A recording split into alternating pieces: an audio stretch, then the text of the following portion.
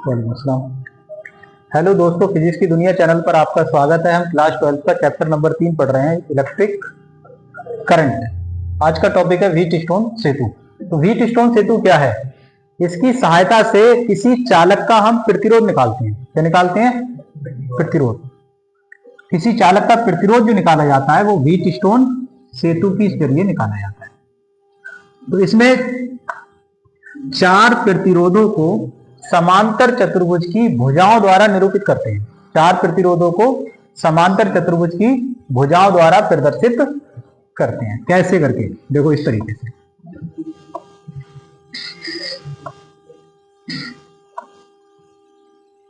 ये इस तरीके से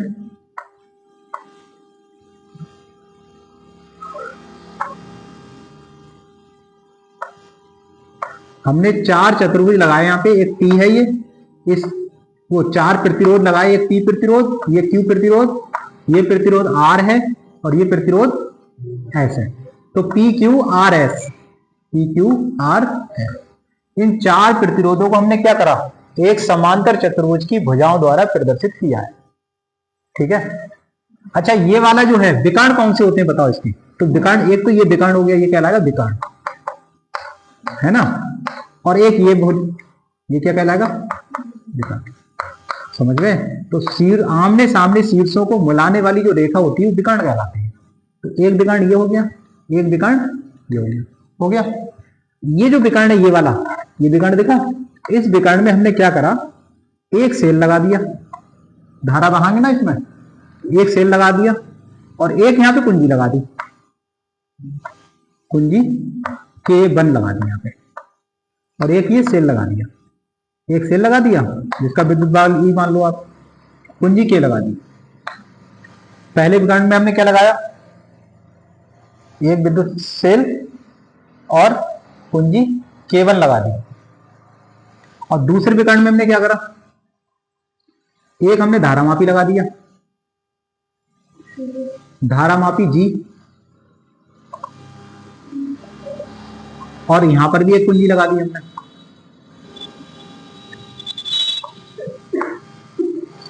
ये कुंजी ऐसे बना दो, ऐसे भी बना सकते हो, उसमें कोई दिक्कत वाली बात नहीं। ठीक है, मतलब इसे दबाएंगे आप तो ये टच हो जाएगी, इसमें तो धारा बहेगी। ठीक है, ये धारा मापी है। क्या है ये? तो एक विकर्ण में हमने क्या लगाया है? सेल और कुंजी K1 लगा दिया श्रेणी क्रम में, और दूसरे विकर्ण में क्या लगा दिया? धारामापी G और एक कुंजी K2 जोड़ दिया। तो ये जो आकृति बनी ये कहलाती है व्हीट स्टोन सेतु। क्या कहलाती है? व्हीट स्टोन सेतु। अब ध्यान से सुनो। अच्छा, इसमें धारा कैसे बहेगी? जैसे ही हम कुंजी K1 को दबाएंगे, ऑन करेंगे, ये लो ऑन हो गई है, तो ये ऑन अवस्था में ऐसे दिखाते हैं और ऑफ अवस्था में ये नहीं हटा देते। तो ये ऑन हो गई, कुंजी ऑन होगी, तो इसका मतलब है धारा बहेगी। तो धारा किधर से बहेगी? किधर को? धारा किधर से किधर को बहती है? इस प्लस इलेक्ट्रोड से होगी माइनस की ओर। तो ये आई धारा यहां से गई, चली, ये धारा आई यहां पहुंची, इसके नाम डाल दो A B C D। तो जैसे ये धारा यहां पहुंची, कहां पहुंची? A पर। तो अब यहां से देखो दो रास्ते जा रहे हैं, एक ये और एक ये। तो ये धारा दोनों रास्तों में बट जाएगी। मान ले रहे हैं इसमें कितनी जा रही है? I1। इसमें कितनी आ रही है? इसमें I, इस वाले में I1 है, इस वाले में I2। आप ऐसे भी कर सकते हो कि इसमें I1 बह रही है, एक में I1 बताओ तो इसमें कितनी बहेगी? इस I में से घटा दो, I माइनस I1 भी कह सकते हो। दोनों तरीके से। देखो यहां से एक में I1 बहेगी तो इसमें कितनी बहेगी? I minus I1। आप ये भी कह सकते हो, कह सकते हो नहीं? तो हमने मान लिया एक में I1 बह रही है, एक में I2 बह रही है। अच्छा, यहां पर बिंदु A पर जो I है वो क्या है? फिर I1 प्लस I2, दोनों का जोड़ जो है वो टोटल I के बराबर। किरचॉफ का पहला नियम। यहां से ये धारा चली इधर को, ये धारा चली इधर को, चली।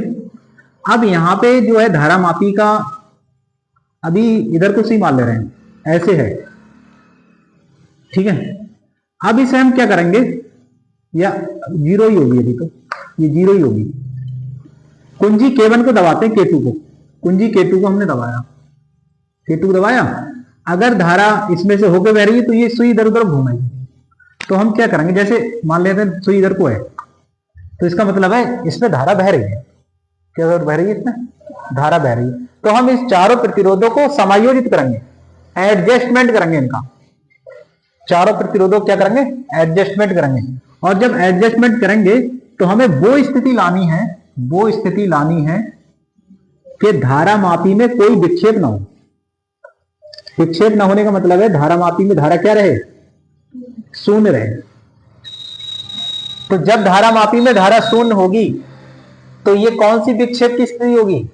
शून्य विक्षेप की स्थिति होगी। ठीक है, कौन सी विक्षेप की स्थिति होगी? शून्य विक्षेप की स्थिति होगी। विक्षेप कहते हैं जिसमें धारा ना बहे, मतलब सुई 0 की 0 है, तो उसका अगर सुई बिल्कुल घूमी नहीं तो उसका मतलब क्या है? शून्य विक्षेप है। क्या विक्षेप है? शून्य। तो ये शून्य विक्षेप की स्थिति हो गई। और शून्य विक्षेप की स्थिति में व्हीटस्टोन सेतु जो कहलाता है, ये इसकी कहलाती है संतुलित अवस्था। कौन सी कहलाती है? संतुलित अवस्था। ये अवस्था कैसी कहलाती है? संतुलित अवस्था। संतुलित अवस्था में ये भुजा और ये भुजा, इनमें लगे प्रतिरोधों का अनुपात, मतलब ये और ये बराबर होता है इसके और इसके अनुपात के। समझ गए? ये कहलाती है व्हीटस्टोन सेतु की शर्त। कब? जब सेतु कैसा हो? संतुलित अवस्था में हो। तो व्हीटस्टोन सेतु जब संतुलित अवस्था में है तो उसकी शर्त है P/Q बराबर R/S। यही है व्हीटस्टोन सेतु की शर्त। अब इसे हम सिद्ध करेंगे। तो अगर ये संतुलित की अवस्था में है तो जो धारा इधर I1 बह रही, वही धारा कहां बहेगी? ये नीचे को जाएगी नहीं। अगर ये 0 है रीडिंग तो इसका मतलब क्या है? इसमें धारा ही नहीं है, तभी तो 0 है रीडिंग। तो जो धारा इधर को जा रही है वही धारा इसमें जाएगी, और जो धारा इसमें आ रही है वही धारा इसमें आएगी। C पर मिलने के बाद ये फिर से I बन जाएंगे। बन गए? अब इसे सिद्ध कर रहे हैं। देखो तो देखो ध्यान से, A B D A, A B D, A B D A दिखा। बंद है पास, खुला हुआ ये कहीं से बंद पास है ना। तो बंद पास में कौन सा नियम लगेगा? किरचॉफ का सेकंड लॉ, दूसरा नियम। तो किरचॉफ का दूसरा नियम क्या कहता है? कहता है A से B चलो, B से D चलो, D से A चलो।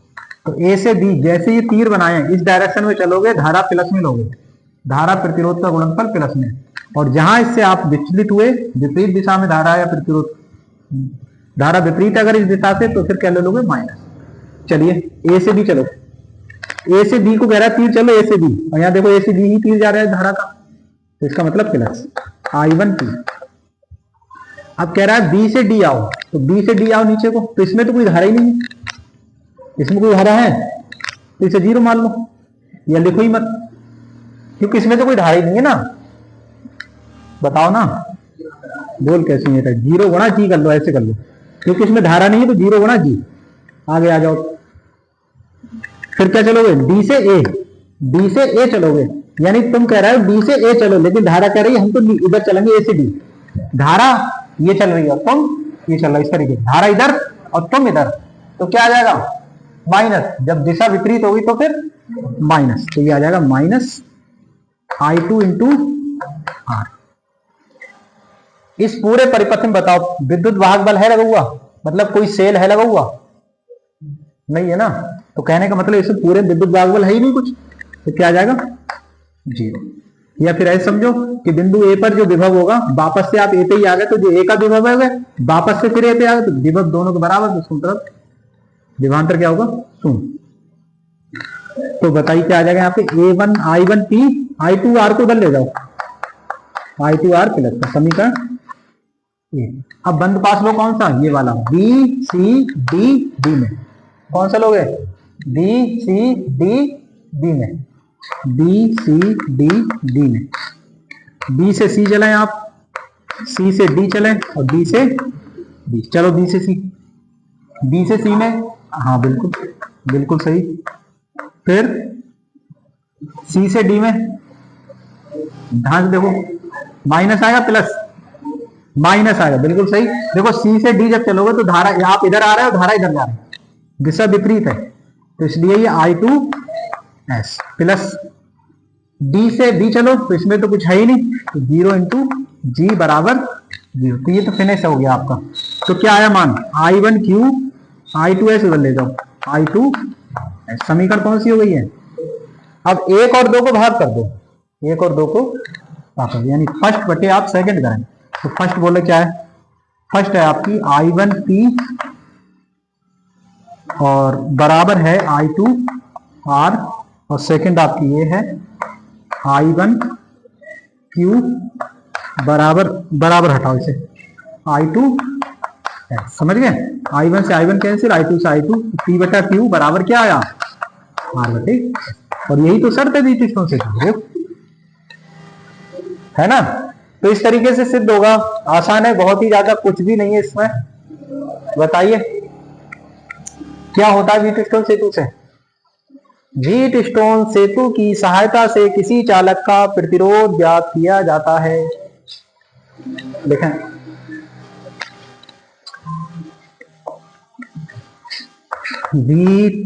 वीटस्टोन सेतु की सहायता से किसी चालक का प्रतिरोध ज्ञात किया जाता है। ठीक है, अब लिखोगे सिद्धांत इसका।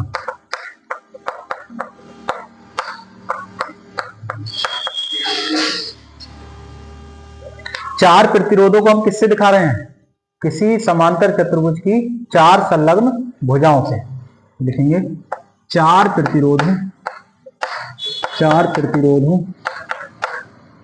P, Q, R, S को समांतर चतुर्भुज की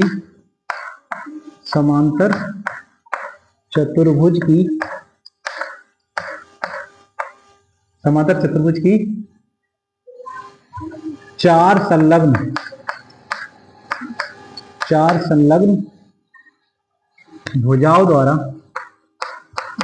द्वारा प्रदर्शित करते हैं।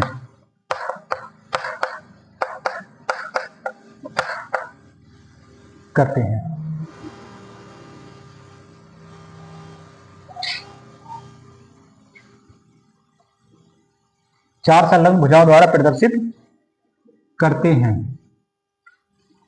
या फिर इसे रचना डाल दो, इसमें हेडिंग डाल दो रचना, इसकी रचना डाल दो। चार संलग्न भुजाओं द्वारा प्रदर्शित करते हैं। एक विकर्ण में क्या लगाते हो? एक विकर्ण में बताओ, एक विकर्ण से सेल तथा कुंजी K1 जोड़ देते हैं। एक विकर्ण से हम क्या कर रहे हैं? सेल तथा कुंजी K1 जोड़ देते हैं। दूसरे विकर्ण से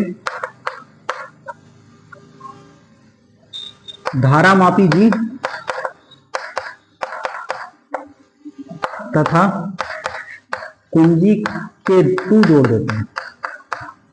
एक दूसरे विकर्ण में धारामापी G तथा कुंजी K2 लगा देते हैं। ठीक है, चित्रानुसार। अब आप चित्र बना दें।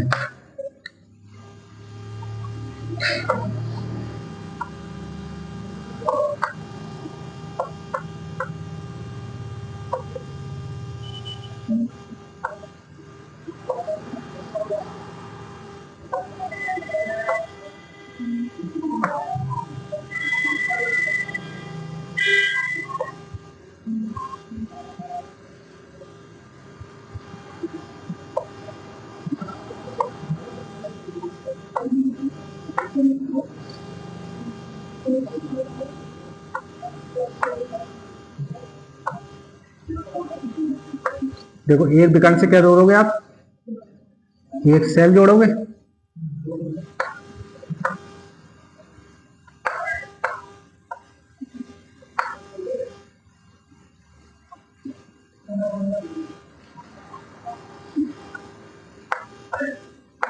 ये धारा मापी हो गया, ये कुंजी K1 है और ये कुंजी K2, ये P Q R और S।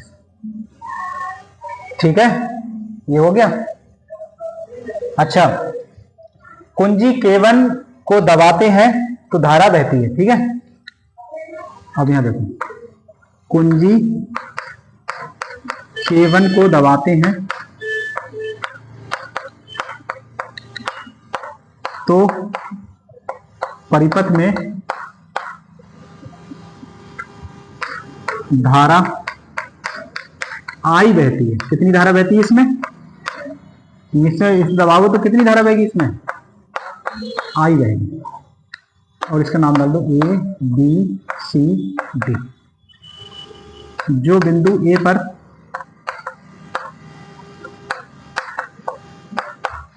किस किस में टूट रही है? एक I1 में और एक I2। I1 तथा I2 में विभाजित हो जाती है, विभाजित हो जाती, ठीक है, विभाजित हो जाती है। कुंजी K2 को दबाते हैं। अब किसे दबाते हैं? कुंजी K2। कुंजी K2 को दबाने पर कुंजी K2 को दबाने पर यदि धारा मापी में विक्षेप कितना है? विक्षेप 0 है। धारा मापी में विक्षेप कितना है? 0 है। तब क्या होगा? तब सेतु संतुलित अवस्था में माना जाता है। संतुलित अवस्था में माना जाता है। ठीक है, तब सेतु किसे माना जाएगा? संतुलित अवस्था में माना जाएगा अगर इसमें कोई धारा नहीं बह रही, मतलब जीरो भी जीरो रह रही है। एक चीज और समझो, यहाँ पे एक चीज और समझो। देखो, हमारे पास दो होते हैं, एक तो होता है धारा मापी और एक होता है अमीटर। क्या होता है? एक अमीटर और एक क्या होता है? धारा मापी। एक होता है अमीटर, इसमें सुई यहाँ होती लगी हुई, और धारा मापी में सुई बीच बीच में होती है यहां से।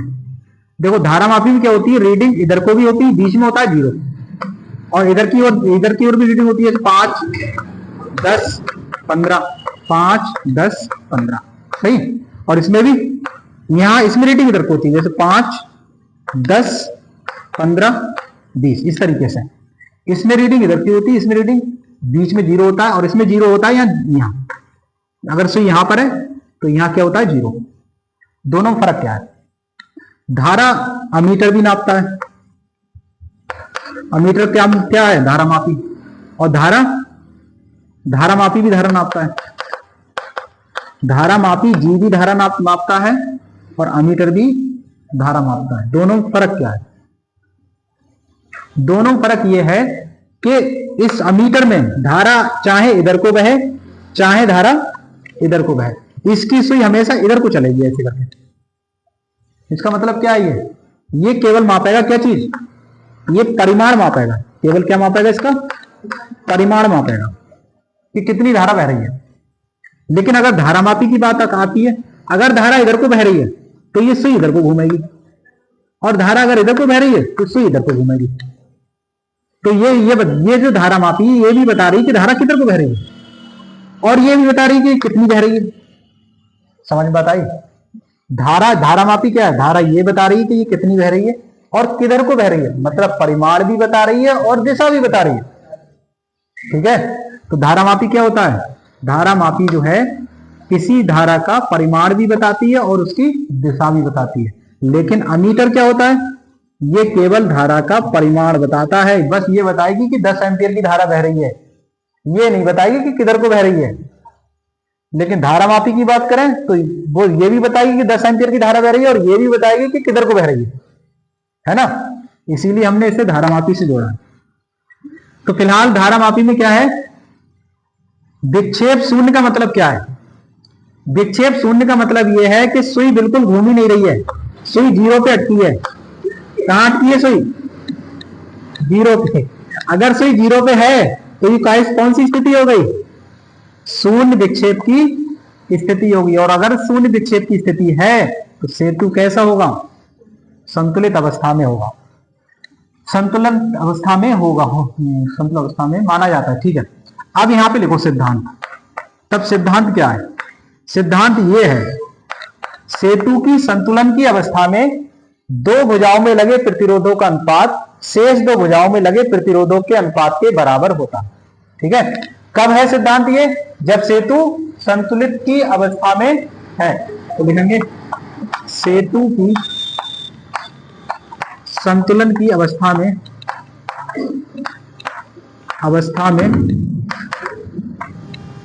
सेतु की संतुलन की अवस्था में दो भुजाओं में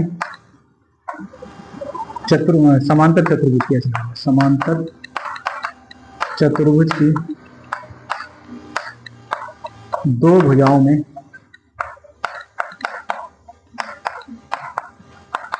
लगे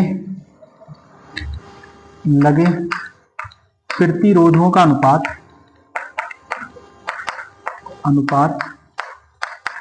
शेष दो भुजाओं में लगे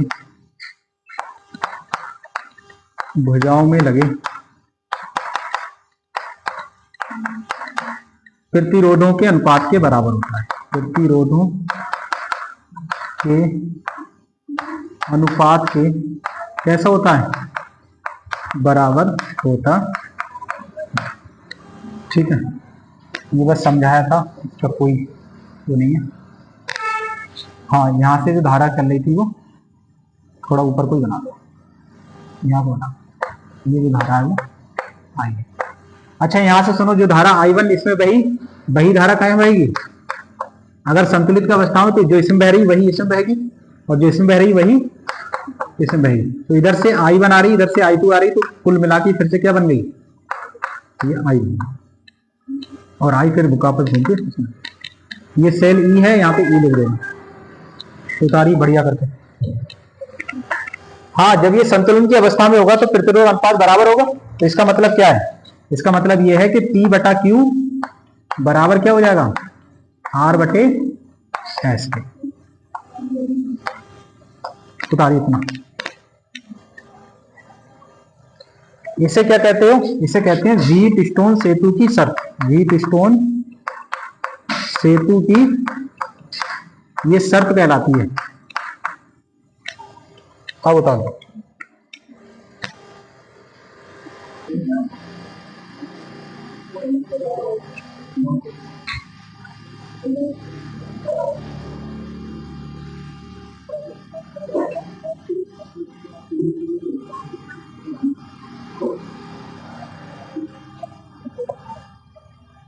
अब हम इसे सिद्ध कर रहे हैं, जो सूत्र प्राप्त हुआ उसको प्रूफ कर रहे हैं। हेडिंग लगाओ प्रूफ,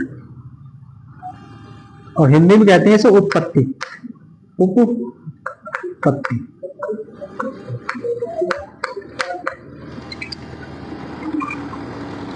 कौन सा बंद पास लेंगे पहले आप? A B D A। तो देखो बंद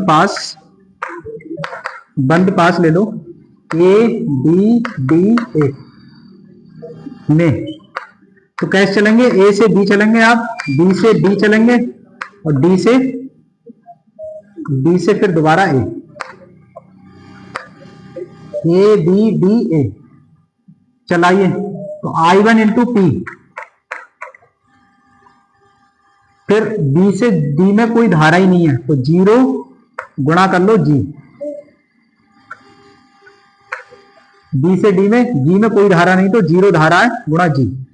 फिर D से A आ जाओ, तो D से A हम इसकी डायरेक्शन के विपरीत चल रहे हैं। देखो D से A हमसे कह रहा है कि D से A चलो, तो D से A, लेकिन धारा बह रही है A से D, विपरीत बह रही है धारा इधर और हम चल रहे हैं इधर, इसलिए माइनस I2 बराबर G। तो क्या आएगा फाइनल? I1P बराबर I2, समीकरण नंबर 1। अब ले लो ये वाला बंद पास, B C D D। बंद पास B C D A में नहीं, B C D D में बी सी डी में, तो कैसे चलेंगे, पहले बी से सी चलेंगे, सी से डी चलेंगे, डी से फिर डी चलेंगे। ठीक है, किसका नियम लगा रही है आप, किरचॉफ का द्वितीय नियम। ठीक है, किरचॉफ का द्वितीय नियम लगाया आपने यहां।